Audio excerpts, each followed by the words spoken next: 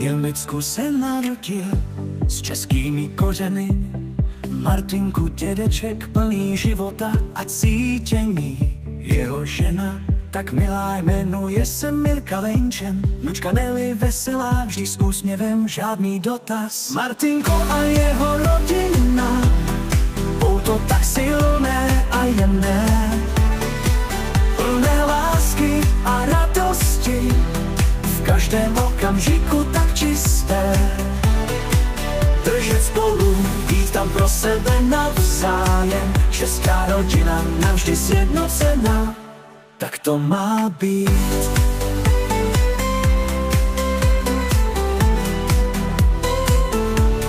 Dcera Petra s nadšením renovuje svůj domov, vždy ochotná pomoci, vždy tam plná slunečního svitu. Syn René gentleman, slova plná laskavosti, tvořící profi videa, plný kreativity a radosti.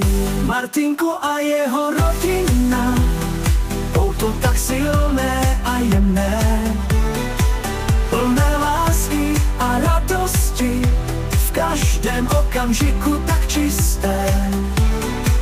Držet spolu, být tam pro sebe navzájem, česká rodina navždy sjednocená, tak to má být.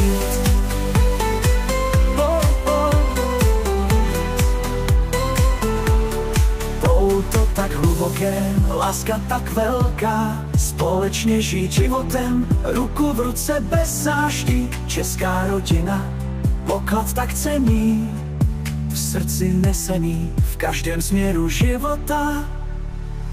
Martinku a jeho rodina, pouto tak silné a jemné, plné lásky a radosti, v každém okamžiku tak čisté.